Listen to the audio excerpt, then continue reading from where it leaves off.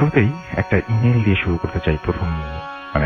একটা ইমেল দিয়ে প্রতিবারের মতো আজকে যে ইমেলটি আছে সেই ইমেলটি আমি পড়ছি।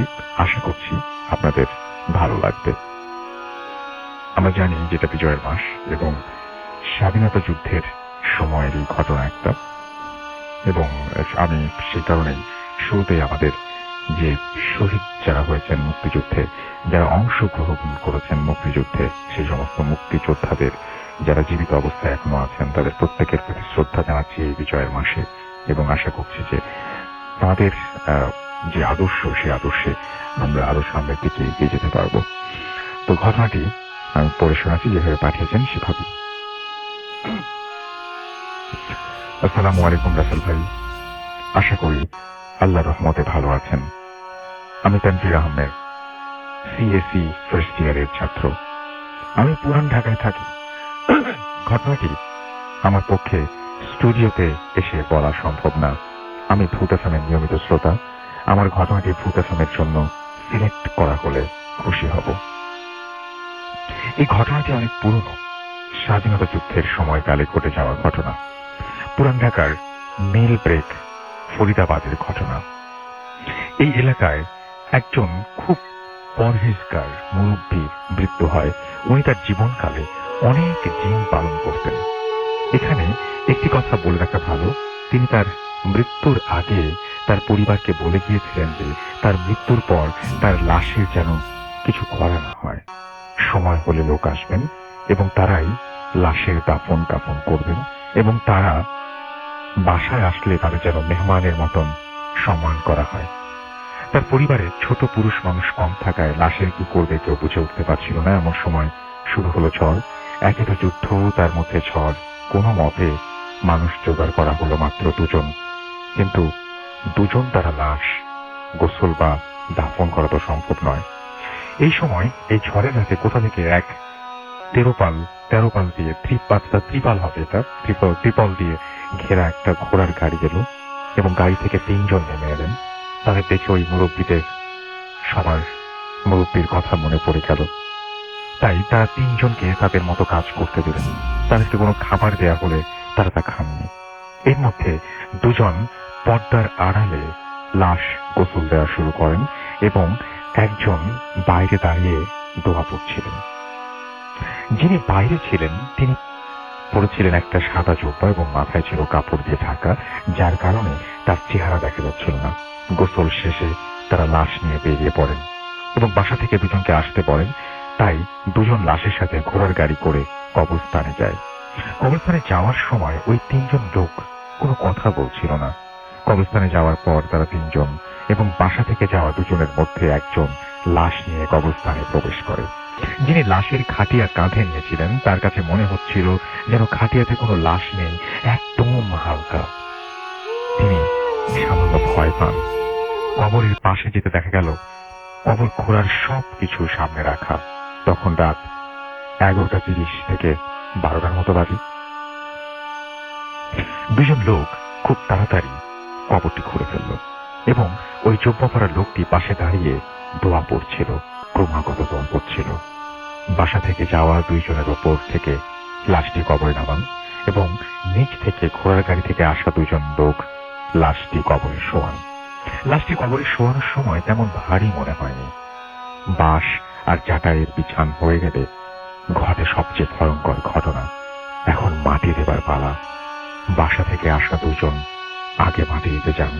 প্রথম জন মাটি দিয়ে আসেন, এবং দ্বিতীয় জন যখন নিচু হয়ে মাটি দেন, দিয়ে ওঠার সময় তিনি ওই জুব্বা পরা লোকটির চেহারা দেখে ফেলেন, এবং যা দেখেন তা দেখার জন্য তিনি প্রস্তুত ছিলেন না। তিনি দেখেন যে ব্যক্তি মারা গেছেন সেই ব্যক্তিটি দাঁড়িয়ে আছেন কবরের পাশে, এবং নিজের লাশ তিনি নিজেই দাফন করছেন এবং নিজের কবরে মাটি দিলেন। এই দৃশ্য তিনি কোনো মতে দেখে নিজেকে সামাল দিতে পারলেন না। শেষে ভয়ে কাঁপতে কাঁপতে ফিরে এলেন। ফিরে আসার সময় কবর থেকে 30 ফুট দূরে এসে পিছনে তাকিয়ে দেখলেন 3 জনের একজনও সেখানে নেই। কবরস্থান থেকে বাইরে এসে তারা ঘোড়ার গাড়িটিও আর দেখতে পাননি। এই দেখে তারা ভয়ে কোনো মতে বাসায় আসেন, এবং তখন সব খুলে বলেন তাদের সাথে কি হয়েছিল। তখন জানা যায় ঘোড়ার গাড়িতে প্রথম একজন জুব্বা পরা লোকটির চেহারা দেখে, এবং তখন এইটা বুঝতে পারি যে কি হতে চলেছে। এই ছিল ঘটনা। এটি আমার পাঠানো প্রথম ঘটনা। ভালো লাগলে পড়ে শোনাবেন। ধন্যবাদ। ওকে, এটা আমাদের প্রথম ঘটনা ছিল এবং আশা করছি যে প্রথম ঘটনাটি আপনাদের ভালো লেগেছে। খুব অদ্ভুত টাইপের একটা ঘটনা। দ্বিতীয় যে ঘটনাটি আমরা শুনবো সেটিও খুব অদ্ভুত একটা ঘটনা। আমাদের স্টুডিওতে আমাদের একজন অতিথি এসেছেন, তিনি শোনাবেন আপনাদেরকে। আপনার নামটা প্লিজ একটু বলবেন, আপনি কোথা থেকে এসেছেন সেটা বলবেন, তারপর আপনার ঘটনায় যাব। আসসালামু আলাইকুম রাসেল ভাই, আমি ইসমাইল সুমন আজান মোহাম্মদপুর থেকে এসেছি। জি, আপনার জি রাসেল ভাই, আমার যে ঘটনাটি, এই ঘটনাটি রাসেল ভাই আমাদের এক তাবলিগ জামাতের এক ভাইয়ের কাছ থেকে শোনা। উনি পাকিস্তান থেকে বাংলাদেশে এসেছিলেন দিনের কাজের জন্য। তখন ওনার সাথে আমার মসজিদে পরিচয় হয় এবং সেখান থেকে কথা প্রসঙ্গে তখন যে এই ঘটনাটি শোনা। তো রাসেল ভাই, আমি আমার ঘটনায় চলে যাচ্ছি। ঘটনাটি ঘটে 1996 সালে পাকিস্তানের বেলুচিস্তান প্রদেশের একটি গ্রামে এক নির্মাণাধীন বাড়িকে কেন্দ্র করে। রাসেল ভাই, একটু বলে রাখি, এই বাড়িটি যেই নির্মাণ করার জন্য যে মালিক আর কি বাড়ি তৈরি করার জন্য প্রিপারেশন নেয় বা উনি করবে, উনি হচ্ছেন পশতুন, একজন পশতুন ব্যবসায়ী।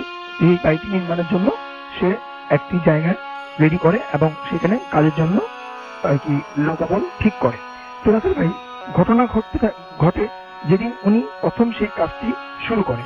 তো কাজটি যেদিন প্রথম উনি বাড়ি নির্মাণের কাজ ধরে, ওদিনই কিছু অস্বাভাবিক লক্ষণ বা সিমটম দেখা দেয়। তার মধ্যে সবচেয়ে ভয়ানক যে ব্যাপারগুলো ছিল সেগুলো ছিল রাসেল ভাই যে যদি লেবাররা মাটি কাটার জন্য কোদাল দিয়ে মাটি কোপ দিত, 2-3 কোপ দেওয়ার পরে সেখান থেকে অটোমেটিকলি রক্ত বের হতো। মানে মাটি থেকে রক্ত বের হয়ে আসতো। মাটি থেকে রক্ত বেরিয়ে চলে আসতো। আবার কখনো কখনো এরকমও দেখা যেত যে লেবাররা কাজ করতেছে হঠাৎ করে তারা সেন্সলেস হয়ে যেত। এবং এমন সেন্সলেস হতো যে তারা 2-3 ঘন্টা সেখানে সেন্সলেস হয়ে পড়ে থাকতো। যখন তাদের সেন্স আসতো, তাদেরকে যদি জিজ্ঞেস করা হতো যে তোমরা কিভাবে হইতো, তারা সঠিক উত্তর দিতে পারতো না। তারপরে রাসেল ভাই, এমনও দেখা যেত যে কাজ করতে করতে হঠাৎ করে তারা বমি করছে এবং বমি এমন পর্যায়ে চলে যেত সেখানে রক্ত বমি আর ব্লেডই হইতো। তো রাসেল ভাই, এমন চলতে চলতে তো যখন এমন একটা অবস্থা যে পৌঁছায় যে কোনো একজন ওয়ার্কার যদি একদিন সেইখানে কাজ করতো, তো পরের দিন সেখানে আর কাজ করতে আসতো না রাসেল ভাই। তো ওই যে বাড়ির মালিক, সেই পুস্তুন ব্যবসায়ী, সে খুবই বিপদে পড়ে যায়, খুবই টেনশনে পড়ে যায়। এবং যেহেতু এই ঘটনাটি সেই এলাকায় খুব জানাজানি হয়ে যায় আর কি, সবার মুখে চলে আসে, তখন যে সেখানে আর কেউ কাজও করতে রাজি হচ্ছিল না। তো ওই ব্যবসায়ী বা ওই বাড়ির মালিক একদিন, একটু বলে রাখি, উনি খুবই আল্লাহ পরাধিকার একজন লোক ছিলেন। তো উনি একদিন তাহাজ্জুদের নামাজ পড়ে খুবই কান্নাকাটি এবং আল্লাহর কাছে এসে প্রার্থনা করছে যে আল্লাহ, আমি এমন কি করলাম যে তুমি আমার এই কাজের মধ্যে, আমি তো কি বিঘ্ন ঘটাচ্ছ বা কাজের মধ্যে বিঘ্ন হচ্ছে, কিন্তু কেন? আমি তো এমন অসৎ পয়সা বা অসৎ উপার্জন দিয়ে এই বাড়ির কাজ ধরি নাই, বা আমি তো আর কি হক হালালি টাকা দিয়ে এই বাড়ির কাজটা শুরু করি। তো উনি কান্নাকাটি করতে করতে করতে করতে রাসেল ভাই হঠাৎ করে ওনার চোখ লেগে চলে আসে। তো চোখ লেগে আসার পরে সে গভীর নিদ্রায় চলে যায় এবং হঠাৎ করে উনি স্বপ্নে দেখে রাসেল ভাই, এবং সেই স্বপ্নের মধ্যে একজন জুব্বা পরা 6 থেকে 7 ফিট লম্বা একজন বুজুর্গ লোক দাড়িওয়ালা তাকে বলছে যে দেখ, তুই খুব আল্লাহ একজন লোক, পরবিধান লোক, আমি চাই না তোর কোনো ক্ষতি হোক, তুই এই বাড়িটির কাজটি বন্ধ করে দে। আর যদি তুই বাড়িটির কাজ বন্ধ না করিস, তাহলে তোর বিশাল ধরনের একটা ক্ষতি হয়ে যাবে। তা আমি চাই না তোর কোনো ক্ষতি করতে, তাই তুই এখান থেকে কাজ বন্ধ করে এখান থেকে চলে যা। তো সেই বাড়ির মালিকটি সকালবেলা ঘুম থেকে উঠে এবং উঠে তো সে আরো হতাশায় ভোগ করে এবং খুবই টেনশনে পড়ে যায় যে কি করব কি হবে। তো সে ওইখানকার লোকাল বেলুচিস্তানেরই এক লোকাল আল্লাহ লোকের সাথে আর কি, পরিষ্কার একজন ইমানদার একজন লোকের সাথে সে মাশওয়ারা করে যে আসলে আমার এটা যে হচ্ছে তা কি। তখন যে রাসেল ভাই, সে ওই লোকটার সাথে কথাবার্তা বলে যে আসলে আমার এরকম এরকম হচ্ছে, আমি স্বপ্নেও আমাকে এরকম অ্যালার্ট করা হয়েছে, এখন আমি কি করতে পারি? আমি কি বাড়ির কাজটা কি বন্ধ করে দেবো বা দেওয়ার তো কোনো সুযোগ নেই, তো আমি কি করতে পারি? তখন সেই লোকটি, সেই হুজুর তাকে উপদেশ দিল যে তুমি এক কাজ করো, তুমি একটি মিলাদ মাহফিল করে দাও, দোয়া মাহফিলের ব্যবস্থা করো, কোরআন খানির ব্যবস্থা করো, আর একটি কালো ছাগল সদকা দিয়ে দাও, দেখবে আল্লাহর নাম নিয়ে সব ঠিক হয়ে যাবে। তখন যেই কথা সেই কাজ, সে করলো কি, যে ওই বাড়িটার জায়গাটার মধ্যে একটা মিলাদ মাহফিল, দোয়া মাহফিলের আয়োজন করলো এবং একটি ছাগল ছবলে দিয়ে দিল, এবং সে ভেবে নিল যে এই বুঝি আমার সকল সমস্যার সমাধান।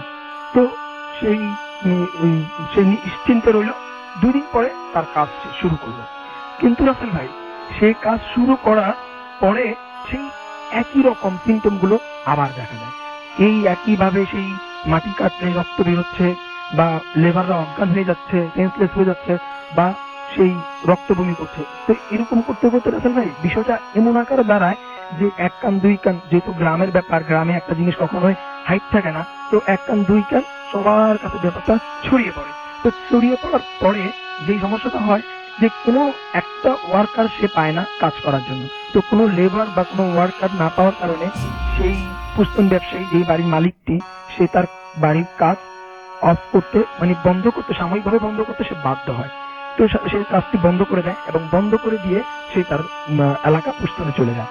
তো 3 মাস পর রাসেল ভাই সে করে কি, তার এলাকা থেকে 11 জন লেবার এবং 2 জন ইঞ্জিনিয়ার সহ মোট 13 জন সাথে করে নিয়ে সে পুনরায় সেই বেলুচিস্তানে চলে আসে, তার সেই নির্মাণাধীন বাড়ির কাজে চলে আসে এবং মনোনিবেশ করে। তো একটা পর্যায়ে হয় কি, যে এই লোকগুলো যেহেতু অনেক দূর থেকে আসছিল, তো তাদের থাকা খাওয়ার ব্যবস্থা কিন্তু ওই মালিককেই করতে হবে। তো সে করলো কি, 2টা অস্থায়ী শেড, 2টা রুম, অর্থাৎ সেই জায়গাটির পাশে, নির্মাণাধীন বাড়িটির 2 পাশে 2টি রুম করে দিল।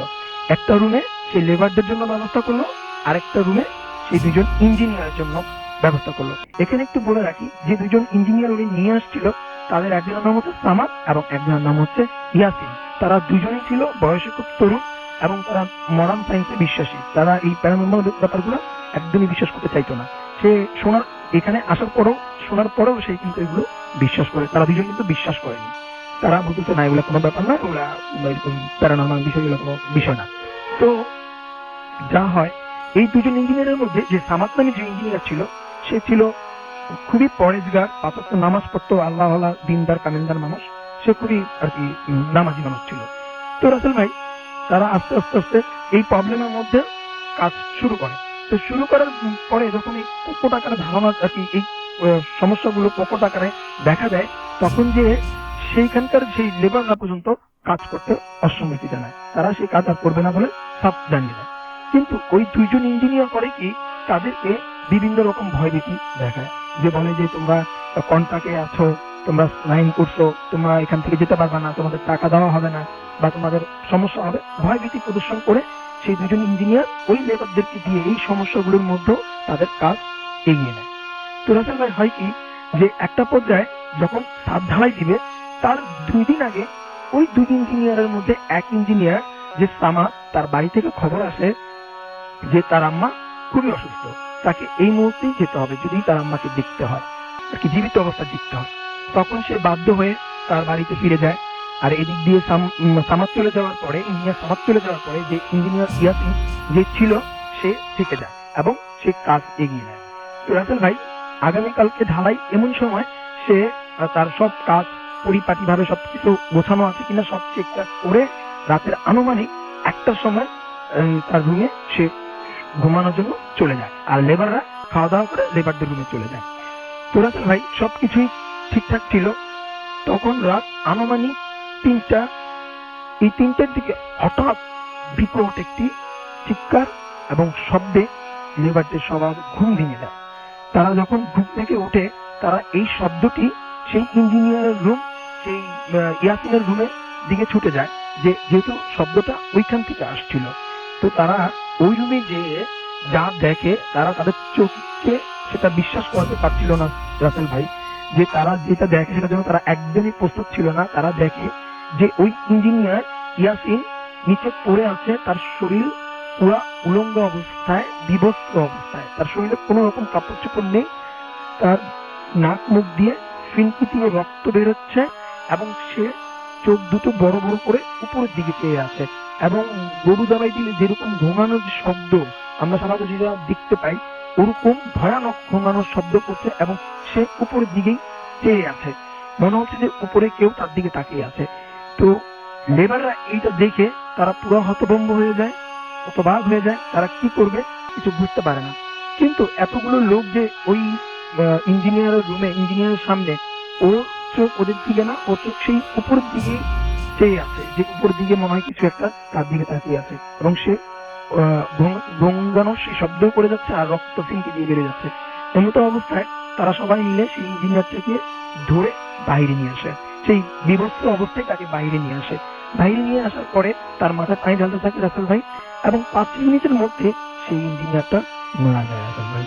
এবং মারা যাওয়ার পরে যখন সকালবেলা আনুমানিক ফজরের আজান দিয়ে দেয়, সেই ব্যাপারটা সব দিকে ছড়িয়ে পড়ে। বিশেষ করে সেই গ্রামটার সব মানুষ একত্রিত হয়ে যায় এবং সবাই হতভম্ব হয়ে সেই লাশটাকে দেখে এবং সবার মধ্যে কানাঘুষা চলতে থাকে। তো ইতিমধ্যে রাসেল ভাই সেখানে স্পটে পুলিশ চলে আসে। তো পুলিশ আসার পরে এবং বিষয়টা জানতে চায় যে আসলে কি ব্যাপারটা, তখন সবাই মিলে এই ব্যাপারটা বলে, কিন্তু পুলিশ সেটা আমলে নিতে চায় না।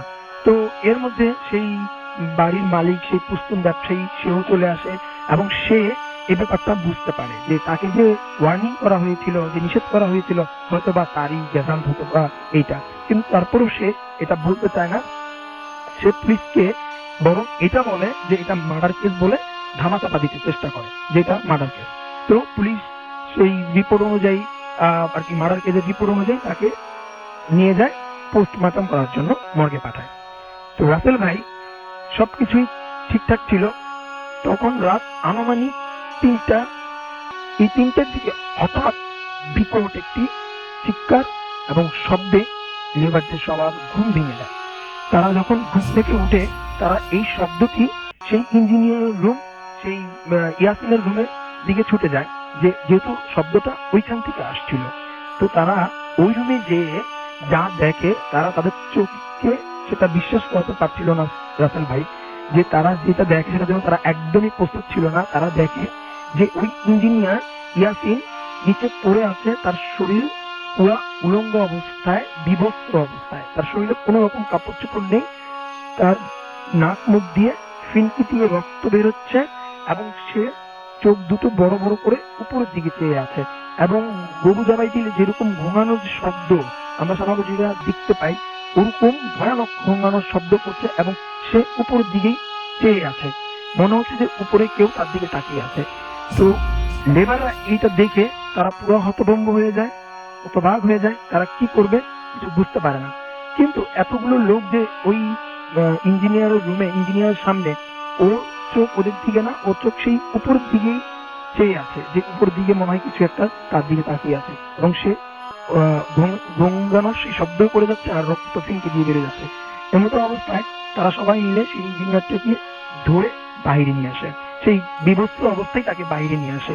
বাইরে নিয়ে আসার পরে তার মাথায় পানি ঢালতে থাকে রাসেল ভাই, এবং 5 মিনিটের মধ্যে সেই ইঞ্জিনিয়ারটা মারা যায় রাসেল ভাই। এবং মারা যাওয়ার পরে যখন সকালবেলা আনুমানিক ফজরের আজান দিয়ে দেয়, সেই ব্যাপারটা সব দিকে ছড়িয়ে পড়ে। বিশেষ করে সেই গ্রামটার সব মানুষ একত্রিত হয়ে যায় এবং সবাই হতভম্ব হয়ে সেই লাশটাকে দেখে এবং সবার মধ্যে কানাঘুষা চলতে থাকে। তো ইতিমধ্যে রাসেল ভাই সেখানে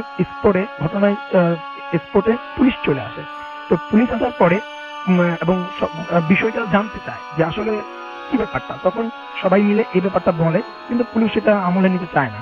তো এর মধ্যে সেই বাড়ির মালিক, সেই পুস্তুন ব্যবসায়ী, সেও চলে আসে এবং সে এই ব্যাপারটা বুঝতে পারে যে তাকে যে ওয়ার্নিং করা হয়েছিল, যে নিষেধ করা হয়েছিল, হয়তো বা তারই রেজাল্ট হতো বা এইটা, কিন্তু তারপরেও সে এটা বলতে চায় না। সে পুলিশকে বরং এটা বলে যে এটা মার্ডার কেস বলে ধামাচাপা দিতে চেষ্টা করে, যেটা মার্ডার কেস। তো পুলিশ সেই রিপোর্ট অনুযায়ী আর কি মার্ডার কেসের রিপোর্ট অনুযায়ী তাকে নিয়ে যায় পোস্টমর্টম করার জন্য, মর্গে পাঠায়। তো রাসেল ভাই পোস্টমর্টম করার সময় যে ডুম এবং যে ডক্টররা উপস্থিত ছিলেন ওই লাশটাকে, ওই ইঞ্জিনিয়ারের লাশটাকে পোস্টমর্টম করার সময়, তাদের ভাষ্য অনুযায়ী তারা পুলিশকে যে কথা বলে যে তারা তাদের কর্মজীবনে এরকম কখনো তারা দেখেনি, যে তারা দেখে যে ওই ইঞ্জিনিয়ারটার যে লিভার, যেটা কলিজা বলি আমরা, সে কলিজার 3 ভাগের 2 ভাগটা আর কি মিসিং, মানে কলিজার 3 ভাগের 2 ভাগ ছিল না এবং 1 ভাগ ছিল, এবং 1 ভাগও এমন একটা বাজে অবস্থায় ছিল যে মনে হচ্ছে যে কোন একটা হিংস্র পশু অনেকদিন যাবৎ অভুক্ত ছিল, যে এই কলিজাটাকে এমন ভাবে খেয়ে নিয়েছে যে দুই ভাগ খেয়ে নিয়েছে, আর এক ভাগ যেটা ছিল অবশিষ্ট রেখে গেছে। তো রাসেল ভাই, যে থেতলানো ছিল বা বড় বড় নখে যে আঁচড় দিলে যেই অবস্থা হয় আর কি, যে খামখানো এরকম একটা বাজে অবস্থায় ছিল, এবং তার অন্য পুরো বডিতে কোথাও কাটা ছিঁড়া ছিল না, অথচ সেই কলিজাটা মিসিং ছিল। এবং এই ঘটনাটা পুলিশ যখন ডাক্তার এবং জমদের কাছ থেকে শোনে, তখন তারা পুরো হতভম্ব হয়ে যায়, হতবাক হয়ে যায়, এবং তারা সেই ঘটনার স্পটে চলে যায় এবং তারা ইনকোয়ারি করতে থাকে যে আসলে বিষয়টা কি। তখনকার ওইখানকার যারা লেবার ছিল, তারা এই প্যারানর্মাল বিষয়গুলো তাদের সাথে যে এতদিন যাবৎ ঘটছে সেই ব্যাপারগুলো তারা সব খুলে বলে, এবং হ্যাঁ, পুলিশদের কাছে খুলে বলে বিষয়টা। এবং গ্রামের মানুষরাও সেম একই কথা বলে যে এরকম এরকম। তখন যে মালিক বাধ্য হয় যে তাকে যে স্বপ্নে যে ব্যাপারটা দেখানো হয়েছে সেটা, এবং এতদিন যাবৎ যে ব্যাপারগুলো একটার পর একটা চলে আসছে, সেই ব্যাপারটা এ টু জেড পুলিশকে তারা বলে, এবং পুলিশ সেই ব্যাপারটা জেনে এটাকে, এই বাড়িটাকে, কাজটাকে একদম বন্ধ করে দেয়, বাড়িটাকে সিলগালা করে দেয়। এবং এই ব্যাপারটা সেই পুরো বালুচিস্তান প্রদেশে খুব ছড়িয়ে পড়ে, এবং এই ব্যাপারটা এখনো অনেক মানুষ জানে, এবং এটা খুবই আর কি জনবহুল একটা ঘটনা ঘটেছিল রাসেল ভাই। এই ছিল আমার ঘটনা। আসসালামু আলাইকুম লিসেনার্স, একটু কাছ থেকে বলতে হবে। আমি নাজির, আদমজিতে ক্লাস 9 এ পড়ছি, এসেছি মিরপুর শেরপাড়া থেকে। জি। তো আমি আমার ঘটনা চলে যাচ্ছি। এই ঘটনাটা আমি আমার একটা আপুর কাছ থেকে কালেক্ট করেছি। আপুর আম্মু অর্থাৎ আন্টি মামার সাথে ঘটনাটা ঘটেছিল। ঘটনাটা অ্যাপ্রক্সিমেটলি 1940 থেকে 1950 মাঝামাঝি একটা সময় হয়েছে। ঘটনা একটা জমিদার বাড়িকে কেন্দ্র করে। তো জমিদার বাড়ির সামনে একটা মাঠ ছিল, মানে বিশাল বড় একটা মাঠ ছিল, যেখানে কিনা জমিদার বাড়ি জানেন আপনি হয়তো অনেক বড় হয়ে থাকে সামনে সবকিছু, মানে সবকিছু মিলে জমিদার বাড়িটা। তো সামনে যে মাঠটা ছিল, ওই মাঠটাতে মানে ওই এলাকার যে মানুষজন তারা তাদের গরু ছাগল এগুলো মানে চড়াতে ঘাস খাওয়াতে নিয়ে আসতো, সকালবেলা সন্ধ্যার দিকে নিয়ে যেত, সবকিছু স্বাভাবিকই ছিল। তো একদিন তারা তাদের গরুগুলাকে সে মাঠে ছেড়ে যায় ঘাস খাওয়ানোর জন্য, কেউ বেঁধে যায়। তো তারা যখন মানে রেগুলারলি মানে যেমন তারা নিয়ে যায়, সেরকম সন্ধ্যাবেলা তারা আসে গরুগুলাকে নিয়ে যেতে। তো তারা যখন গরুগুলাকে নিতে আসে, তারা এসে মানে অস্বাভাবিক একটা ঘটনা দেখে, সবগুলা গরু স্ট্রেট সবগুলা গরু মরে পড়ে আছে। তো তারা তো জিনিস মানে তারা শক হয়ে যায়, সবগুলা গরু একসাথে কিভাবে মরে যায়। তো তারা একটু কাছে যায় মানে গরুগুলাকে দেখতে, কাছে গেলে তারা আরো শক, গরুগুলা মরেছে ঠিক আছে, বাট তাদের ঘাড়গুলা পুরো উল্টা দিয়ে ঘোরানো ছিল, প্রত্যেকটা গরুর ঘাড় উল্টা দিয়ে ঘোরানো, মনে হয় তাদেরকে কেউ ঘাড় মটকে মেরেছে এরকম একটা। কিন্তু তাদের মাঝে তখনও প্যারানর্মাল কিছু মানে চিন্তা ভাবনা আসে নাই, কারণ যেহেতু তারা জমিদার বাড়ির মানে অংশ, তারা মনে করতে পারে যে সেই জমিদারের সাথে কিন্তু অনেক মানে এলাকা অনেক ছোট থাকতেই পারে, মানে তাদের মধ্যে হয়তো কেউ করেছে, বাট তারা জিনিসটা প্যারানর্মাল কোনো কিছু মনে করে না তখন। তো এইভাবে চলতে থাকে। তো মাঝখানে কিছু প্রবলেম হয় না, তারপরে কিছুদিন পরে আবার ঠিক সেম ঘটনা হয়। তারা সকালবেলা গরুগুলাকে রেখে যায়, সন্ধ্যাবেলা এসে দেখে ঠিক আগের কয়েকদিনের আগের মতো গরুগুলা ঘাট ঠিক পিছনের দিকে ঘুরে গরুগুলা স্ট্রেট সবগুলা গরু মরে পড়ে আছে। তারা জিনিসটা এবার একটু উইয়ার্ড লাগে তাদের কাছে, বাট তবু তারা ঠিক আগে যেভাবে চিন্তা ভাবনা করেছিল এবারও ঠিক সেভাবে চিন্তা ভাবনা করে। কিন্তু এখন দেখা যায় জিনিসটা কন্টিনিউয়াসলি চলতে আসছে, মানে চলছে, যারা গরু রেখে যাচ্ছে সবার গরু সন্ধ্যাবেলা এসে থেকে ঘাড় পিছনে দিয়ে একদম পুরো ঘাড় উল্টা দিয়ে ঘোরানো, গরুগুলা মরে পড়েছে। তো তারা এবার জিনিসটা মানে সিরিয়াসলি নেয়, তারা মনে করে না এটা কোনো মানুষের পক্ষে সম্ভব না, প্রতিদিন এতগুলো গরুকে ঘাড় পিছনে দিয়ে ঘুরিয়ে মারা মানে কোনোভাবেই পসিবল না। তো তারা এবার মানে যেহেতু জমিদার মানুষ, তারা অনেকে চেনা জানা আছে, তো একটা হুজুরের শরণাপন্ন হয়। হুজুরকে সবকিছু খুলে বলা হয়। তো হুজুর বলে যে আচ্ছা ঠিক আছে, আমি দেখছি জিনিসটা। তো একদিন হুজুরকে মানে হুজুরের প্রসিজার করার জন্য যেসব ইনস্ট্রুমেন্ট দরকার সব নিয়ে হুজুর আসে। হুজুর আসে ঠিকই, বাট হুজুর যখন সেই জমিদার বাড়ির সীমানাটা ক্রস করে, হুজুর মানে সীমানাটা ক্রস করে হুজুর দাঁড়িয়ে যায়। হুজুর দাঁড়িয়ে ওখানে বলা যায় না, এটা আমার পক্ষে সম্ভব না, মানে এটা আমার পক্ষে কোনোভাবেই পসিবল না, জিনিসটা প্রচুর হার্মফুল, আমি এটা কিচ্ছু করতে পারবো না। আমি আপনাদেরকে জাস্ট একটা হেল্প করতে পারি, আমি আপনাদেরকে আরেকটা হুজুরের নাম বলতে পারি, আপনারা চাইলে ওনার কাছে সাহায্য চেয়ে দেখতে পারেন। পরে যেহেতু উনি ফেল, তো ওনারা ওই যে হুজুরের নাম বলা হয়েছে মানে তার শরণাপন্ন হন, মানে বলে যে আমরা এই হুজুরের রেফারেন্স নিয়ে আপনার কাছে এসেছি। ঘটনাটা খুলে বলে, আর আগের হুজুরের যে কাহিনী সেটা বলে যে হুজুর যেভাবে না করেছে, বাট এই হুজুর বললো উনি ট্রাই করে দেখতে পারে জিনিসটা। তারপর এই হুজুর আসলো, আসার পর উনি যখন জমিদার বাড়িতে ঢুকলো, উনি তখন ওই জমিদার বাড়ির মানুষজনকে বললো আচ্ছা আপনারা এখানে থাকেন, আপনারা মানে কেউ বাড়ির দিকে আসবেন না, আমি একটু বাড়িটা নিজে ঘুরে দেখতে চাই। তো উনি গেল, পুরো বাড়িটা ঘুরে দেখলো, বাড়ির মাঠটার আসলে সবকিছু ঘুরে দেখলো, মানে অনেকটা ইনভেস্টিগেট টাইপের করে দেখলো। এসে তারপর উনি একটা কথা বললো যে আমি জিনিসটা তাড়ানোর মানে জিনিসটা যেটা আছে সেটা আমি সলভ করার চেষ্টা করতে পারি, বাট আপনাদেরকে একটা কাজ করতে হবে, আপনাদের ফুল ফ্যামিলি সহ এই জমিদার বাড়ি মানে যে এরিয়াটা, ওই এরিয়ার বাইরে কোথাও গিয়ে শিফট করতে হবে কিছুদিনের জন্য। কারণ জিনিসটা এত হার্মফুল, আমি যদি এটা সলভ করতে চাই আপনাদের প্রচুর মানে মারাত্মক কোনো একটা ক্ষতি হয়ে যেতে পারে। তো আপনাদের মানে আমি সাজেস্ট করবো যে আপনারা এই জায়গাটা ছেড়ে চলে যান। পরে আচ্ছা হুজুরের কথা মানা হলো। তো তারা ওই জমিদার বাড়িটা ছেড়ে আরেকটা জায়গায় গিয়ে উঠলো কিছুদিনের জন্য ওদের এক আত্মীয় বাসায়। তো তার পরের দিন সকালবেলা তারা দেখতে পেল তাদের বাড়ির সামনে ওই হুজুর সেন্সলেস অবস্থায় পড়ে আছে, যে হুজুরকে তারা নিয়ে এসেছিল সলভের জন্য। এন্ড হুজুরের অবস্থা প্রচুর খারাপ, মানে হুজুরের লাইক মানে অনেক মারধর করা হলে যেরকম একটা অবস্থা হয় মানুষের সেরকম। তো হুজুরের সেন্স ফিরানো হয়। হুজুরের সেন্স ফিরানোর পর হুজুর একটা কথা বলে, হ্যাঁ এটা আমি সলভ করতে পেরেছি, but I am not sure যে এটা কি আবার ব্যাক হবে কিনা, বাট আমি টেম্পোরারি এটা সলিউশন দিয়ে দিয়েছি। পরে হুজুরকে দেন নেওয়া হলো, হুজুরকে মানে কিছুক্ষণ রেস্ট নিতে দেওয়া হলো। তারপর হুজুরকে জিজ্ঞেস করলো, আচ্ছা তাহলে আপনার এই অবস্থা কেন? পরে হুজুর তার কাহিনীটা খুলে বললো আমি হুজুরের ভাষ্য মতে উনি রাত মানে ওনার যে টাইমে ওনার মানে জিনিসটা করার কথা, উনি সেই টাইমে নিজেকে আগে সিকিউর করে নিলেন, একটা মানে সেফ একটা প্লেসে গেলেন, উনি ওনার প্রসেসের মতো নিজেকে সিকিউর করে নিলেন, তারপর ওনার কাজ শুরু করলেন। যেহেতু উনি চোখ বন্ধ ছিল, উনি মানে সামনে কিছু দেখতে পাচ্ছিল না, বাট উনি ওনার কাজ করছিল। কিছুক্ষণ পর হুজুর মানে খেয়াল করলো যে হুজুরের অবস্থা প্রচুর খারাপ, মানে হুজুরের লাইক মানে অনেক মারধর করা হলে যেরকম একটা অবস্থা হয় মানুষের সেরকম। তো হুজুরের সেন্স ফিরানো হয়। হুজুরের সেন্স ফিরানোর পর হুজুর একটা কথা বলে, হ্যাঁ এটা আমি সলভ করতে পেরেছি, but I am not sure যে এটা কি আবার ব্যাক হবে কিনা, বাট আমি টেম্পোরারি এটা সলিউশন দিয়ে দিয়েছি। পরে হুজুরকে দেন নেওয়া হলো, হুজুরকে মানে কিছুক্ষণ রেস্ট নিতে দেওয়া হলো। তারপর হুজুরকে জিজ্ঞেস করলো, আচ্ছা তাহলে আপনার এই অবস্থা কেন? পরে হুজুর তার কাহিনীটা খুলে বললো আমি হুজুরের ভাষ্য মতে উনি রাত মানে ওনার যে টাইমে ওনার মানে জিনিসটা করার কথা, উনি সেই টাইমে নিজেকে আগে সিকিউর করে নিলেন, একটা মানে সেফ একটা প্লেসে গেলেন, উনি ওনার প্রসেসের মতো নিজেকে সিকিউর করে নিলেন, তারপর ওনার কাজ শুরু করলেন। যেহেতু উনি চোখ বন্ধ ছিল, উনি মানে সামনে কিছু দেখতে পাচ্ছিল না, বাট উনি ওনার কাজ করছিল। কিছুক্ষণ পর হুজুর মানে খেয়াল করলো যে ওনার কাছে মনে হচ্ছে যে উনি কোনো একটা ফ্ল্যাট একটা সার্ফেসে শুয়ে আছেন, কোনো প্লেন একটা সার্ফেসে, আর ওনার বুকের উপর প্রচুর প্রেসার অনুভব হচ্ছে, মানে কেউ চাপ দিয়ে বসে থাকলে যেরকম ওরকম লাগে। তো হুজুর চোখ মেলে তাকালো, হুজুর যে মানে চোখ মেলে তাকানোর পর তিনি ফার্স্টে দেখতে পেলো তিনি ঠিক ওই মাঠটাতে শুয়ে আছে, যে মাঠটাতে কিনা গরুগুলাকে বেঁধে যাওয়া হতো, এসে দেখা যেত গরুগুলার মাথার পিছন দিকে ঘুরিয়ে মানে গরুগুলা মরা। তিনি ঠিক ওই মাঠটাতে শুয়ে আছেন। এন্ড তিনি যখন তার স্ট্রেট তাকালো মানে আকাশের দিকে, মানে ওনার বুকের উপরে যে কি হচ্ছে ওটা দেখার জন্য, তিনি লিটারালি শক। মানে উনি যেটা দেখলেন সেটা যদি কোনো সফটওয়্যারের মানুষ দেখতো, মানে হয়তো খুব মারাত্মক কিছু একটা হয়ে যেতে পারতো। উনি দেখলেন ঠিক ওনার বুকের উপর মানে 1940 থেকে 1950 ওই এরিয়া, ওই টাইমটাতে মানুষ বিয়ের সময়, মেয়েরা বিয়ের সময় যেসব ড্রেস আপ থাকতো মানে শাড়িটাই মানে ওরকম একটা মহিলা লাল শাড়ি পরা, মানে ওরকম গেটা বিয়ের গেটা। এন্ড মজার বিষয় হলো মাথার 3 ভাগের 1 ভাগ ভর্তি ওনার সিঁদুর, মানে একদম মোটা করে সিঁদুর টানা, ঠিক ওনার বুকের উপর বসে আছে হাঁটু ভাঁজ করে, এন্ড ওনার দিকে তাকিয়ে আছে। আর মানে ফেসের অবস্থা যখন পুরো ফেসটা বিভৎস, এন্ড জিহ্বাটা অলমোস্ট বুক পর্যন্ত নেমে এসেছে ঝুলে, ওনার দিকে তাকিয়ে আছে। কিন্তু এরপরে কি হয়েছে হুজুর তার বলে না, কারণ হুজুর সাধারণত তার প্রসিজার গুলো কাউকে শেয়ার করে না। হুজুর এ পর্যন্ত বললো যে হ্যাঁ আমি সামও এটা সলভ করতে পেরেছি। তো সবাই মনে করলো কাহিনীটা এখানেই শেষ, but it was the starting. হুজুর চলে গেল, সবাই ঠিক মতো চলছিল।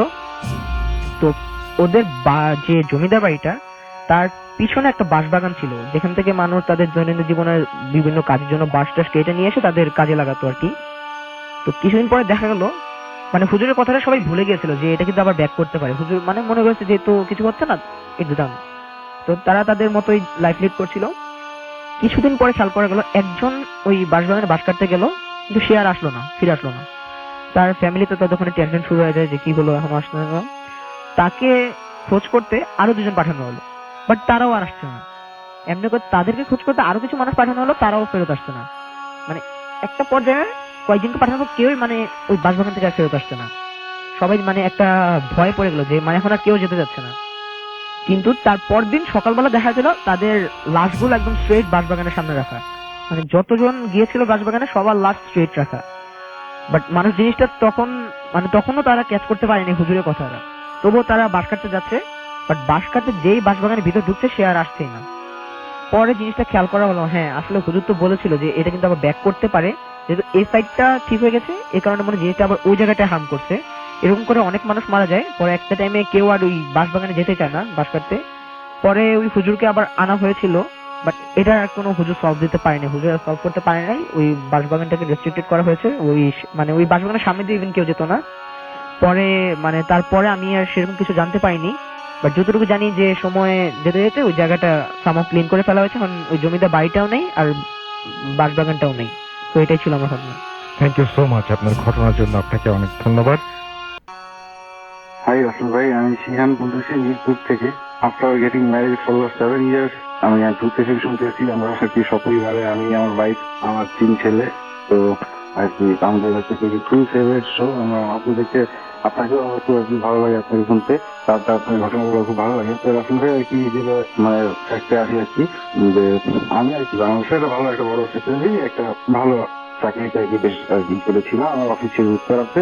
তো যে কোনো কারণে লাস্ট ইয়ার 2017 অগাস্টের দিকে আমি চাকরিটা বাদ দিই এবং আমার ওয়াইফ তারপরে বাচ্চারা আমরা একটু ওদের নানা বাড়ি নানা শ্বশুর বাড়ি যে যাচ্ছিল, তাদের বাড়ি আবার সেই এলাকায় যেখান থেকে আমাদের আর কি অনেক বেশি ঘটনা আসে। হ্যাঁ, তো আমি ডিস্ট্রিক্টের নামটা মেনশন করলাম না। তো ফ্যাক্ট হচ্ছে আসলে যে এই অগাস্টের দিকে আমরা গেলাম, সেখানে গিয়েছে তো খুব সুন্দর শান্ত শহর, ওখানে তো ভালো লাগে আমার কাছে। গেল তো ও গেল, আমরা গেলাম, গিয়েছে আমার ওরা কয়েকদিন থাকবে। তাই আমি বললাম যে আমাদের এখন চাকরি নেই, আমি কি থাকি থেকে আমি একটা কি যে সেক্টরে চাকরি করতাম সেখানে আমি একটা লাইসেন্স করে করি। তো আমার কি কাজ না হোক কিন্তু আমার লাইসেন্স ছিল থাকে কি হোয়াটএভার। তো এরপর আসলে যে আমি থাকা শুরু করলাম অগাস্ট থেকে, তাই মনে করেন তার 1-1.5 মাস পর থেকে সে নানা ধরনের আর কি প্রবলেম শুরু হয়ে গেল। তার মেইন হচ্ছে যে সংসারের অশান্তি। তো সংসারের অশান্তি যেমন শুরু শুরু হয় তা না, তার জন্য কি মানে আমি তো আর কি মেইন আর কি ছিলাম যে মানে একে দেখা যাচ্ছে সব দেশটা ই করে ফেলতেছিলাম,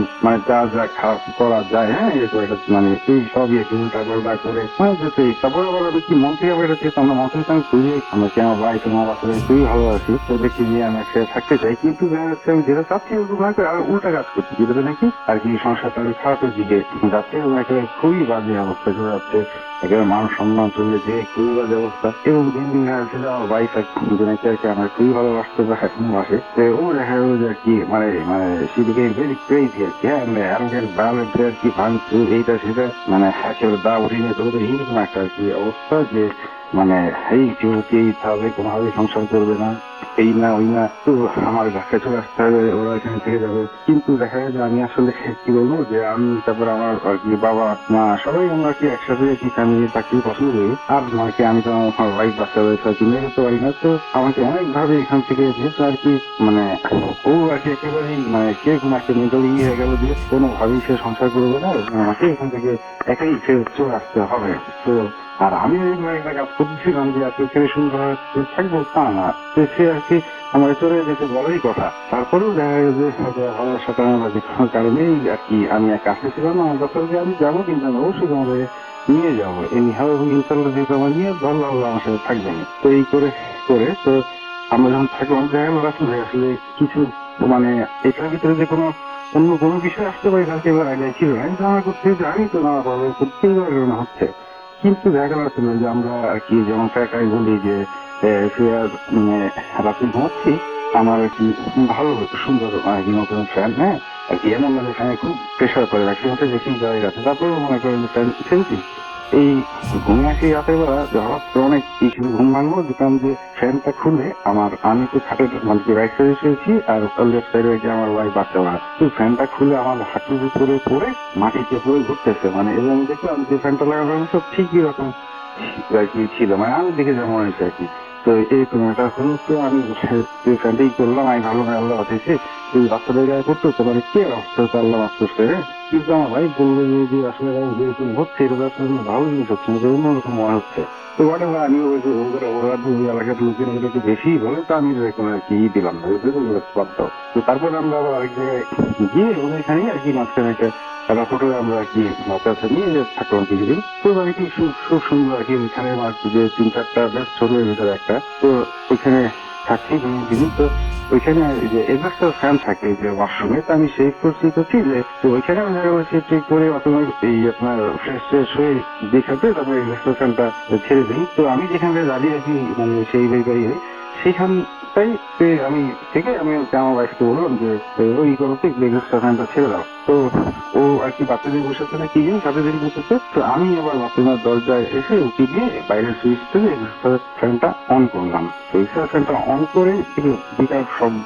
তো বাথরুমে তাকিয়ে দেখি আমি যে জায়গাটায় দাঁড়িয়েছিলাম সেই জায়গাটায় এক্সট্রা ফ্যান এই ওয়ালের থেকে খুলে ছিটকে এসে আর কি পড়ছে। মানে আমি যেখানে থাকতাম, হ্যাঁ, মানে জ্যাকেট দিয়ে হিটে গেছে। তো এটা আর কি আমি ও দেখে তো আরো হয়ে গেল যে এই জ্যাকেটটাও তার একটা ব্যারি আর কি। তো এই হোটেলের লোকজন আমরা তো সবাই এসে আমাদের খাইছে কি দিয়ে চলে আসে। হ্যাঁ, আমি বললাম নিশ্চয়ই কোনো প্রবলেম ছিল এই জিনিস হয়েছে না, তো কোনো কারণ হতে পারে না। কিন্তু আমার ওয়াইফ আর কি বলতেছে যে না এটা তো কিন্তু তার একটা কোনো খারাপ কিছু হচ্ছে।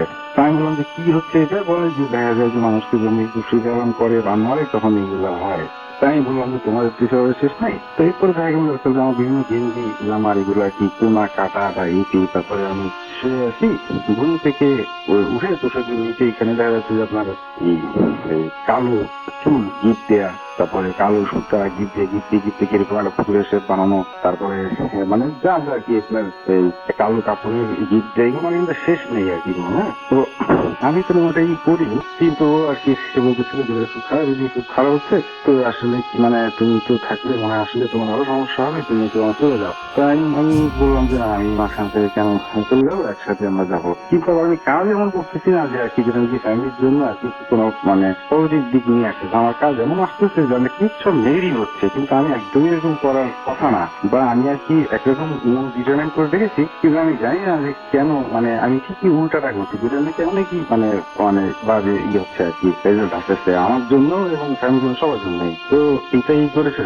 তো ওইখানে আমি গিয়ে থাকছি, যেহেতু ওইখানে আমার সার্কেল হয়েছে বছরের মতো। তো ওইখান থেকে তো কিছু আমি বলতেছিল যে ভাই আসলে যেটা হচ্ছে এটা কিন্তু একেবারেই মানে 100% শিওর যে এরকম কেউই করছে এবং যারা নাকি কোনোভাবে চাচ্ছে না যে কি আপনার সংসারটা থাকুক বা এই থাকুক এরকম, বা আপনি ভাবি সাথে সাথে নিয়ে আপনি সংসার করতে হবেন না এবং আপনার আর কি খুব খারাপ হবে। তো আমি মনে মনে ভালো দূরে বলি। হ্যাঁ, তো আসলে আমরা আসলাম, আমাদের আর কি থার্ড বেবি হলো, ঢাকায় আবার আসলাম। এখানে এসেছে হওয়ার পরে আমরা সবাই ডিটার্মিন জালদার মতো হয়ে গেল। তো এখন আর কি আমি আবার সেট করে আবার একটা শুনলাম ইনশাল্লাহ মানে তো বাইরে আমি ওখান থেকে এসে আবার মতো চাকরি পেয়ে গেছিলাম।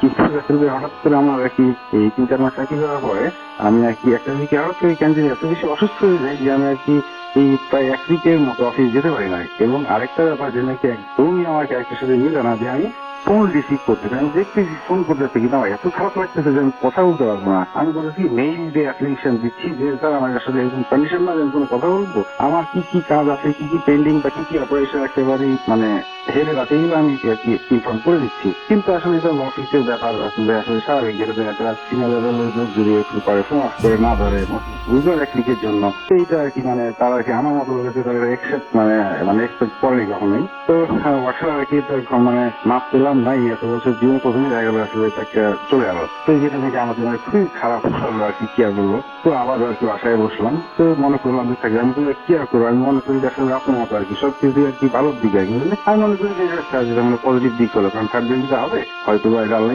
যাচ্ছে যে আমি একটু আশা একটু বাচ্চাটা নার্সিং করি, একটু হয়তো ফ্যামিলি কন্টেস্টটা ভালো হবে। কিন্তু না ভাই আমার কাজ তো কোনোই ভালো হচ্ছে না, যে খালি ফ্যামিলি আর কি খারাপের দিকে যাচ্ছে। কিন্তু কেন জানি আল্লাহ জানা আছে অনেকে আমি অনেক থেকে আমরা দুই বাচ্চাদের অনেক আমরা দুই ভালো দেখে হয়তো ওরা আমাদের অনেক করে আমাকে, সেই কারণে আর কি আমাদের একসাথে থাকা হচ্ছে, কিন্তু মানে কাজ এরকম হচ্ছে মানে একেবারেই কি হয়ে যাওয়ার কথা অবজারভেশন অনেক বেশি আর কি লেন্দি ঘটনা বলতে আসলে কি আর বলবো। এরপর আসলে হলো যে এটা এই করার পরে বাচ্চারা হলো আমাদের সঙ্গে থাকবো। এরপরে বাচ্চারা হওয়ার পর থেকে কি আবার আমরা শুরু করবো যে না সে এখানে থাকবে না, এখানে একেবারে এরকম অবস্থা না, মানে সে ওইখানে যাবে যেখানে ওর বাবা ওইখানে যাবে। তাই বলে আমার ছেলে নর্মাল ব্যাপার, এটা তো একটা বাচ্চা হওয়ার পরে একটা মেয়েকে যাই তো যা বা ঠিক আছে না, তো সে যাচ্ছে একেবারে আবার ওই যে বললো যে ক্রেজি হয়ে ভায়োলেন্ট একেবারে মানে ভাঙচুরি সেটা। আবার এমন না যে সে শুধু অকারণেই তৈরি হচ্ছে, মানে আমারও কাজগুলো আসলে সরি হচ্ছে আমি কি বলবো আসলে সবাই বলছে আমার দোষ না, আমার এরকম আসলে আমাকে নাকি করা হয়েছে।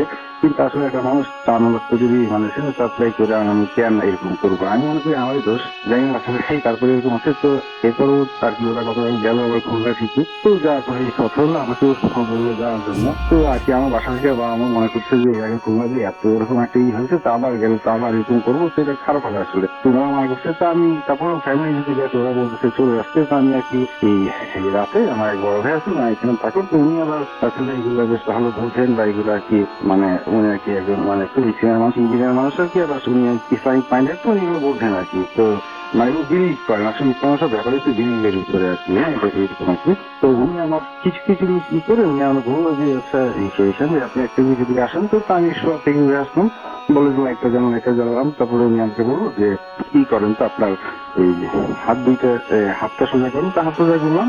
তো হাত সোজা করে উনি একটা তারের মতো লম্বা নিয়ে এসে আমার হাত মায়ের দুটো মাপলেন, মেপে তারপরে আবার কি যে আমার প্রতিটা আঙ্গুল মাপলেন, মেপে উনি দেখলেন যে দড়িটা লম্বা করে দিলেন, যতটুকু আসার কথা আসবে অতটুকু পর্যন্ত দড়িটা আসলো।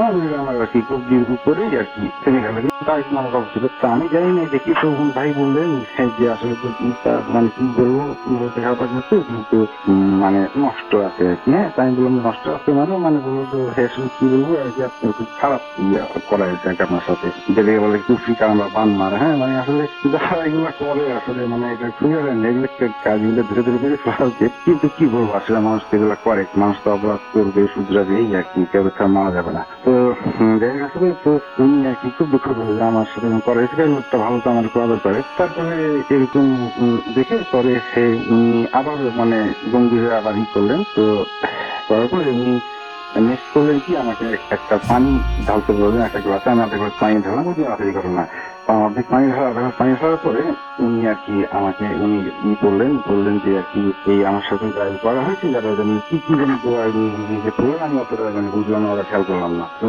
পরে উনি একটা কেচি নিতে বললেন, কেচি সেই কেচি দিয়ে উনি পানিটা অনেক সুন্দর ধরে নেন, মানে ইসলামিক আল্লাহ রাসুল করলেন, আপনি কি বললেন আর কি, হ্যাঁ ভিতরে আমার সামনে রাখে। পরে আমি আমাকে বললেন যে ভাই আসলে খুব খারাপ করা হয়েছে, আপনার যদি জিম আসলে চালান করা হয়েছে নাকি, তো এই জিমকে নাকি বলে এরা যে কি নাগিন নাকি জিনের নামে, সেটা খুবই আর কি স্ট্রং নাকি, এটা খুবই একটা স্ট্রং আর কি ডেভিল পাওয়ার, এই টাইপের মানে সরি নাকি জিম তো ডেভিল পাওয়ার ঠিক না, মানে এরকম একটা মানে ব্যাপ ঠিক আছে, ব্যাপ পাওয়ার আর কি। তো এটা কেমন করে করা হয়েছে, তো আর কি আসলে তুমি খুব মন খারাপ করে আর মানে সে আমি বলতেছি যে সে আর কি আবারও ই করে দেখতেছে যে আসলে কি মতো হয়েছে না কি হয়েছে আসলে। তো এবার কিনা ভাই আপনি আসলে খুব একটা খারাপ ই করা হয়েছে, নাগিন জিন দিয়ে সারা খারাপ নজরে আছে। হ্যাঁ আপনি আর কি তো মানে কি দেখতেছেন আমরা সে বুঝতে পারতেছে না, মানে সে একটু আর কি মানে অসুস্থ হয়ে গেলে যাচ্ছে, মানে আমি কি করবো, আমার কি হবে। আর বলবো যে আপনি তো ভাই আপনি চাকরি করতে পারবেন না, চাকরি হবে কিন্তু আপনি তো করতে পারবেন না, মানে আপনি এগুলো তো সব আর কি মানে তালা বন্ধ করে রাখেছে, আমার চাকরি, আমার সংসার, আমার আর কি মানে গুড থিঙ্কিং, হ্যাঁ মানে এভরি গুড থিংস আর কি আমার আর কি লট। হ্যাঁ তো তারপর নিয়ে আমার গ্লাসটা আমাকে দিয়ে ভালো মতো লক্ষ্য করলেন, কিন্তু মানে বোঝার জন্য যে কারা এরকম করছে। হ্যাঁ তো দেখেন তো কারো ওখানে চেহারা বা কিছু দেখতে পান কিনা। তো আমি সঙ্গে সঙ্গে চিন্তা করলাম যে যারা এরকম করছে বা করছে আমি আইডিয়া করি তাদের আর কি আমি চেহারা মাথায় আনলাম না, যাতে আমি এটা না দেখি। হ্যাঁ তাই আমি অনেকক্ষণ থাকিয়ে থেকে আমি বললাম যে ভাই আমি তো আসলে কারো চেহারা দেখতে পাচ্ছি না, কিন্তু মানে এটা মানে উপরে আঙ্গুলে ছায়া গাছের ভিতরে পড়ে মানে খুব কালো কালো লাগতেছে পানিটা, আর মনে হচ্ছে যে মানুষের একটা মানে মানে মেয়ে বা মহিলা এরকম আর কি একটা ছবির মতো লাগতেছে, হয়তো আঙ্গুলের ছায়ার জন্য বা হয়তো আসলে দেখা গেলে যাই না। তো আমি ওনাকে বললাম, তো উনি আবার একই কথা বললেন, মন খারাপ করে বললেন যে এসে যে ভাই এরকম আপনার সংসার তৈরি করার কথা না, ভাবি তো আপনার সাথে থাকার কথা না, এই অবস্থা করে হয়েছে। তো আমি বললাম যে ভাই আমি তো বাথরুমটাই দিয়ে আসলাম, ওটা বাকি আছে। তো বললেন যে ভাই অবশ্যই যেতে দিলেন কেন, ওইখানেই তো প্রবলেমটা করা হয়েছে। তো আমি বললাম কি করবো ভাই, মনটা একটু মনটা ভালো লাগবে এই করে নাকি এই গেছে এখানে একটু বলে আমি ইনশাল্লাহ থাকুক তোমার নিয়ে আসবো, একটু মনটা একটু ভালো লাগবে। তো বলে ভাই কোনই ভালো লাগবে না, ওইখানে গেছে তুমি আসতে যাবো, কালকে থেকে আমাদের এই গেটটা শুরু হবে, এবং সে আবার একই কথা আপনাকে বলবে যে তুমি এখানে আসবা না, সে বলবে যে আর কি ডিভোর্স দাও, যে সম্পর্ক খারাপ করে এই করবে। আমি আপনাকে বললাম না তুমি কি কথাগুলো বলে এটা অলরেডি আমার যাওয়ার সময় বলে গেছে। হ্যাঁ কি বলবো, তো যাই হোক আমি আসলে কি মানে কি বললাম আসলে খুবই খুব বাচ্চা ছেলে, তো আমি আর কি যাই বলে আমি আর কি মনে করি যে বাচ্চা আমাদের পোলাপার মতো করতে হবে, ঠিক হয়ে যাবে আর কি। অনেক স্ট্রেস গেছে, আর ভাই 3 নাম্বার 3টা সিজার বেবি হয়েছে, তো আসলে তো উপরে স্ট্রেস আছে, আর একা তিনটা বাচ্চা দেখতে হয়, তো অনেক একটা মেন্টাল স্ট্রেস পরে, সেই জন্য আর কিছু একটা আছে। তো উনি বললো যে ভাই আর কোনো কি কোনো কিছু হয়েছে? তো আমি আবার একটা জিনিস বললাম যে এখানে তো আমরা বলিনি, আমার সাড়ে দিনটা হওয়ার পরে আমরা যেদিনকে হসপিটাল থেকে বাসায় আসছি তার পরের দিন একটা ব্যাপার হলো যে আমি একই বালিশ, আমি যে বালিশ নিয়ে শুই সেই বালিশ আমি বাদ দিয়ে গুটাচ্ছি, তো হঠাৎ করে এরকম যে হাতে কি লাগলো, তো হাতে ধরে ধরে দেখি যে বালিশের ভিতরে একটা বেশ বড় মানে মানে একটা অনেক বড় একটা পেরেক, লোহার পেরেক রাখা। এই বালিশটা আমি অনেক বছর ধরে ইউজ করি, কিন্তু লোহার পেরেক রাখার আগেও বুঝতাম, তাহলে যে রিসেন্টলি কেউ রাখছেন আসবে কি হবে। তো কি বলবো আসল ভাই, মানে মানে আমাদের ঢাকায় এবং ওইখানে আর কি যারা এই ক্রাইম সাসপেক্ট, হ্যাঁ তারা আবার সবাই ছিল মাঝখানে আশেপাশে যে বাসায়, বুঝছেন, আমরা ছিলাম না। তো এই জন্য আর কি মানে বুঝতেছি না আসলে কি কি হচ্ছে।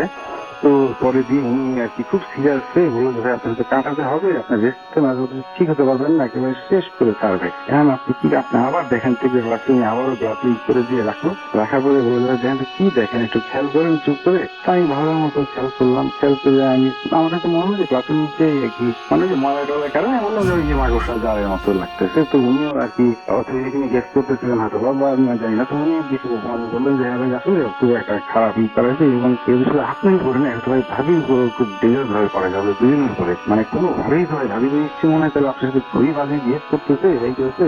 আমি বলি নিজের বউ, আমি বলছি না কি বাজি হয়েছে, আমি যা করি ভাই না ঠিক আছে পারে না বলুন না। হ্যাঁ, তো এরকম আর কি আমি বললাম। তো সে দাদা বললো যে এই করে আসলে আর কি মানে লাইফ আসলে করতেছিল। হ্যাঁ, তো আর কি বলবো আসলে এইগুলো আসলে মনটা এখানে খারাপ হয়ে যাবে যে কি এগুলো মানে কি সুন্দর একটা বছর আগে উত্তরায় আর কি মানে রাজা হয় চাকরিটা ঠিক করে বাচ্চারা সবাই মিলে থাকতাম, মানে আমরা সবাই ছিল। হ্যাঁ, তো এই হঠাৎ করে আসলে একটু জিনিস মানুষ যে বলে যে আপনি যে বলেন যে মানে হঠাৎ করে একটা হয়, হ্যাঁ আসলে তো দেখলাম যে মানে আমাদের সামনে আর কি সব সুন্দর চলতেছে, যদি বলতেন এরকম স্টোরি করার মতো সব সুন্দর চলতেছিল, হঠাৎ করে কি শুনে আসলে যে বসে গেলাম এখানে এই শুনে মানে ডিজাস্টার। তো এরপরে হলো কি বললেন যে আমাকে একদিনের কথা যে ভাই এটা তো কাটাতে হবে, আপনি যে পাত্র দিচ্ছেন না এটা তো আছে যে আপনি দিন চালান করে দেখতে হবে যে কিভাবে এটা থেকে মুক্তি পাওয়া যায়। তো উনি আবার রাস্তার দিকে তাকানো, তো আমি বসে আছি আসলে আমি হয়তো রাস্তার দিকে তাকিয়ে দেখলাম যে একটা মানে মনে হচ্ছে রাস্তার ভিতরে ভাই জানি না কেন আর কি। হ্যাঁ, যদি মনে হয় যে একটা কাছের মানে না একটা চারগোনা ইসের মতো মনে হয়, মানে হয়তো পানি বাবলের জন্য ইসের মনে হয় মানে একটা বেবি যেরকম দূর থেকে দেখে এরকম লাগতেছে। হ্যাঁ, তো আমি বললাম এরকম বাচ্চা দেখি মানে এরকম বক্সের মতো কিছু বুঝলাম যে হ্যাঁ, তো আমি বসে আছি। তো উনি আবার হচ্ছে চোখ বন্ধ করলো, দেখলাম চোখ বন্ধ করে একটা কেমন জোরে শ্বাস দিয়ে বলছে, তাদের কিন্তু দেখি ওনার শরীর বন্ধ করলো, বললো যে ভাই আমি তো শরীর নাই নিয়েছি, ভাই আমার চাপ দিয়ে ধরছে দিল। হ্যাঁ, তো আমি মানে বুঝলাম যে বলতেছে যে নাগিন যে হ্যাঁ মানে মানে আমার সুপার লাভার জন্য আমার এখানে ফলো আপে আছে আর কি। হ্যাঁ, ও আর কি তারা চাপ দিয়েছিল, বুঝছেন, কি বলবো আসলে মনে দুঃখে বুঝেছি আর কি। তো এইরকম বসে তো আমি বললাম যে ভাই কি বুঝলেন এই যে বাচ্চা মোবাইল সেই দেখলাম বাবুর জন্য আমি আর কালো কালো পানি দেখলাম। তো ওনাকে বললে আমি বসে আছি উনি নাগিনের কথা বললো, তা আমি তো আর এটা গুরুত্ব দিই মানি আর আমি বলি না তোর সামনে, ঠিক আছে আমি ভাবতে দেখি নাগিন কে কি। হ্যাঁ, তো আসলে তো ভাই জিন তো আছে আমরা সবাই জানি, আর বাবু ভাই নোজ দ্য বেস্ট, হ্যাঁ যে কোন জিন কিসের জন্য। হ্যাঁ, তো যাই হোক, তো এরপরে দিয়ে আমি আসলে আমরা বসে আছি, তো আমি দেখলাম যে আমার ভিতরে একটা কেমন মানে ইসের মতো মানে বাইরে একটা কথা বলে রাখা ভালো যে আমাদের দাদা তিনি আর কি এই মানে এইসব জিনিসগুলো যে মানুষের যে মানে অলৌকিক ঘটনাগুলো হয় এবং আর এইগুলো আর কি মানুষ দেখা যায় যে প্রবলেমের উপরে তাদের কাছে আসে সেখানে, এবং শুধু প্রবলেম না আমার এখানে বাচ্চা নিয়ে আসে শুধু পানি পানি খাওয়াচ্ছে, মানে আমাদের আর কি মানে একটা নরম কোমল ইসলাম মনের মানুষের তো দেখা যায় কিছু একটা বিশ্বাস থেকেই যায় আসলে। তো থেকে ওনাদের কাছে আসলে করতেন। তো উনি বললো যে আপনি আপনার দাদা থেকে তো সেটা নিতে পারেন। তাই বললাম যে ভাই দাদা তো আব্বু চাপে চাপে আর এগুলোই করে না, তো কি আর করবো এখন মানে দেখিয়ে তো উনি একজনকে আর কি ফোন দিলেন। তো উনি আসলে ঠিক আমি আপনাকে যে কথা বললাম না ঠিকই আর কি আমাকে যে আমার এই বড় ভাই যা বললেন ওই ওনাকে যে ফোন করা হয়েছে আরেক ডিস্ট্রিক্টে আর কি, উনি খুবই আর কি মানে কি মানুষ পায় আছে একটা মানুষ এবং মেয়েরা কি মেয়েগুলো খুব ভালো বোঝেন বা জানেন আর কি। তো উনি রাসেল ভাই শুনে ওনার আমাকে এই আমার এই বড় ভাই বললো যে আপনি যে কথা বলেন তো আমি সেটাই বললাম, আর উনি বড় ভাই বললো যে ঠিক আছে তাহলে আপনি একটুখানি ভালো মতো ওর কথা শুনলেন, তো আপনি একটু আমার ফোন করে জানতে আসলে কি ব্যাপারটা। ঠিকই উনি কিছুক্ষণ পরে যে বললো ফোন করলো ওই ঠিকঠাক আছে, তো বললো যে এই মানে ঠিকই এই ভাইয়া যা বলছেন উনি একই কথা বললো আর কি। আর এইটার থেকে প্রতিকারের উপায় আর কি, তো আমাদের এটার জন্য মানে ওনার কাছে নিয়ে যেতে বললো আমাকে, যে গেলে বলে যে আমার উপরে যা যাই করা হয়েছে উনি একই কথা বলবে আমার উপরে, আমার ভাইফের উপরে একই সাথে করা হয়েছে। হ্যাঁ, পুরো খুবই কাছের মানুষ, হ্যাঁ সবসময় যা হয়ে থাকে আর কি। তো কি বলবো, তো বাচ্চার ব্যাপারটা রাসেল ভাই উচিত উনি কথা বলে শেষ করলেন যে করতে না, আমাকে বললেন ওই দিকে যেতে হবে, যাওয়ার পরে জিম চালানো দেখা হবে। তো রাসেল ভাই হয়তো বা আমরা আজকে বা নেক্সট উইকে যাবো ওইখানে। তো ওইখানে যে যা হয় ভাই জিম চালানোর ব্যাপারটা, হ্যাঁ, তো ওই কবিতা খুবই একদিন মানুষ সাথে দেখা যাচ্ছি আমরা। তো ওইটাও আর কি আমি যদি করা যায় রেকর্ড করে ওইখানটাই লাইভ রেকর্ড করে আমি ক্লিপটা পাঠাবো, অথবা আমি শুনে আপনাকে বললাম, হ্যাঁ আপনি যেটা পারবেন, আপনি যেটা ভালো মনে করেন আসলে ওটা একটু শোনাবেন। তো এরপরে আসলে ভাই একটা জিনিসই শুনলে, এটা নর্মাল ব্যাপার, আমি দেখতেছি যে আমার কাছে মনে হচ্ছে, আমি জানি না কেন, আমি যে মানে দেখতেছি যে বাচ্চাটি এটা মনে হচ্ছে যে আমাদের কেউ মানে করতেছে যে আসলে যে শিয়ান তোমার মানে বউ বাচ্চার সাথে এরকম করা হয়েছে। তো এইটা নাকি যে করছে তার একটা মেয়েও আছে। তো তোমার যদি তোমার বাচ্চা বাচ্চা থেকে থাকে, হ্যাঁ তাইলে ওইটা আর কি বন্ধ, তুমি বললো বন্ধ মানে তো কি জিনিস কথা বলতেছে। আমি বললাম যে মানে কি বলবো এটা আর কি, আমি মনে মনে ভাবলাম যে কি আমি চিন্তা করলাম যারা বাচ্চা আর কি, মানে যেটা করা হয়েছে তার কি যে বাচ্চা আছে তাদের একেবারে মানে মনে করছে যে কেন জানি না যে শেষ করে দিলে তার মনটা নাকি ভেঙে হয়ে যাবে, মানে সে হয়তো এটা করবে না তখন। হ্যাঁ, মানে হয়তো একটা দিনের জন্য হলে যায়নি এত খারাপ কেন আসলে মাছের, আমি কিন্তু মনে হচ্ছে কি যেটা আমাকে কেউ বলতেছে এরকম মনে হচ্ছে। তো আসলে ভাই এটাই আর কি, মানে কথা হয়তো গুছিয়ে বলতে পারছি পারিনি, বুঝতে পারিনি। তো আমি নেক্সট উইকটা আপনাকে পাঠাবো, আসলে আমি আমার ফোন নাম্বার সব দিয়ে আমি এটা আপনাকে মেইল করে দিচ্ছি। আপনি মানে কি দরকার আমার সাথে কথা বলতে পারেন, অথবা আপনি যদি মনে করেন প্লে করবেন তো করতে পারেন। আসলে থ্যাংক ইউ ভেরি মাচ। আসলে চলুন শুনে আসি ঘটনাটি। আপনার নামটা প্লিজ আরো একবার বলবেন, আপনি কোথা থেকে এসেছেন সেটা বলবেন, তারপর আপনার ঘটনায় যাবো আমরা। আসসালামু আলাইকুম রাসেল ভাই, আমি ইসমাইল সুমন আজান মোহাম্মদপুর থেকে এসেছি। জি, আপনার প্রথম ঘটনাটি সবাই অলরেডি অনেক প্রশংসা করেছে, আশা করছি দ্বিতীয় ঘটনাটিও সবার ভালো লাগবে। জি রাসেল ভাই, আমি এখন আমার দ্বিতীয় যে ঘটনাটি শেয়ার করবো, এই ঘটনাটি রাসেল ভাই এখন থেকে আরো 80 থেকে 90 বছর আগের ঘটনা।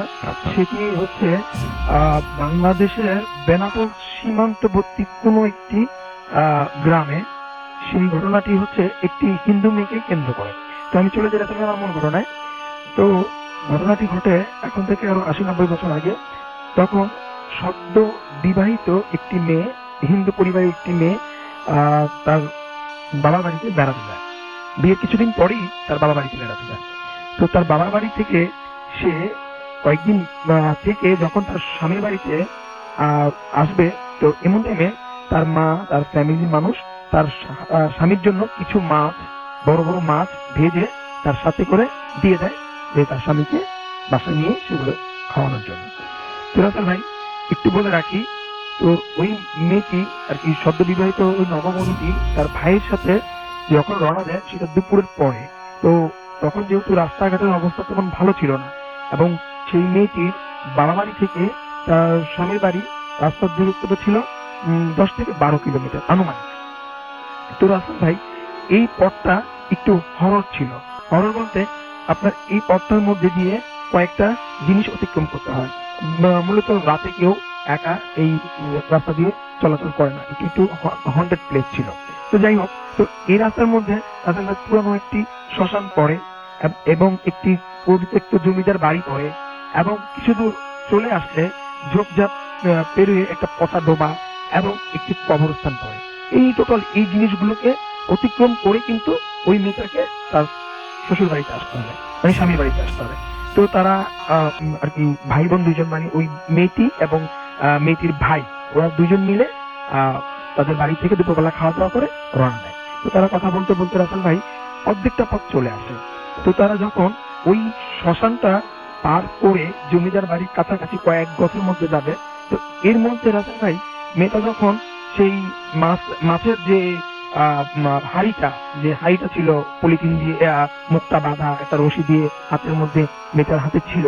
তো মেয়েটা যখন আসতেছে, যাওয়ার পথে জমিদার বাড়ির কাছাকাছি চলে আসছে, তখন যে সে একটু অন্যরকম একটু অনুভব ফিল করে।